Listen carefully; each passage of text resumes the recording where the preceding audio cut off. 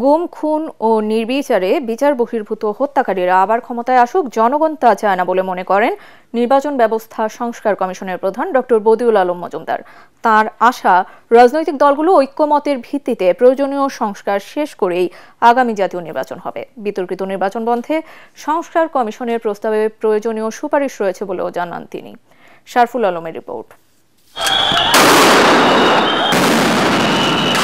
July August আন্দোলনে নির্বিচারে হত্যা করা হয়েছে প্রায় ১৫০০-এরও বেশি মানুষ, আহত হয়েছেন কয়েক হাজার।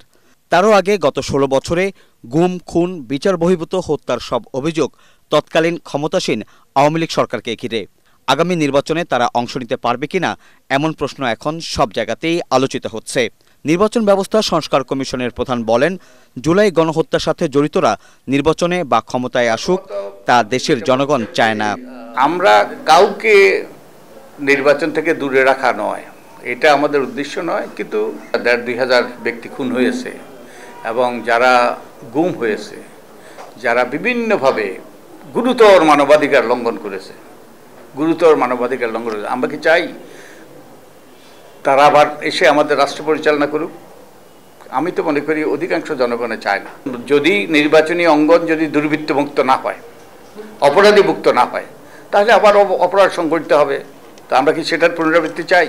নির্বাচন বিটে কর্মরত সাংবাদিকদের সংগঠন reporters forum for election and democracy আয়োজিত অনুষ্ঠানে অংশ নিয়ে বদিউল আলম মজুমদার বলেন, কারচুপি ও রাজনীতির দুর্বৃত্তায়ন বন্ধে ব্যাপক সংস্কার করতে হবে নির্বাচনী ব্যবস্থায়।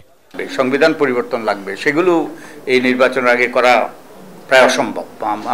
এটা তো সম্ভব হবে না, তো এগুলো তো পরে করতে হবে। কিন্তু নির্বাচনের ক্ষেত্রে অধিকাংশই মূলত আইন কানুনে পরিবর্তন করা এবং এগুলো আইন সংশোধন করা অতি সহজেই এগুলো করা সম্ভব। এখন এটা নির্ভর করবে রাজনৈতিক দলের সাথে সরকারের যে আলাপ আলোচনা, যার অংশ আমরা হব।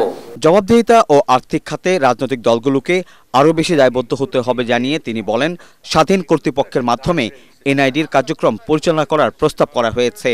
এতে প্রবাসীদের ভোটাধিকার প্রয়োগের কার্যকর উদ্যোগ নেওয়া হবে বলেও জানান বদিউল আলম মজুমদার। বাস্তবায়নটা হবে যেটা।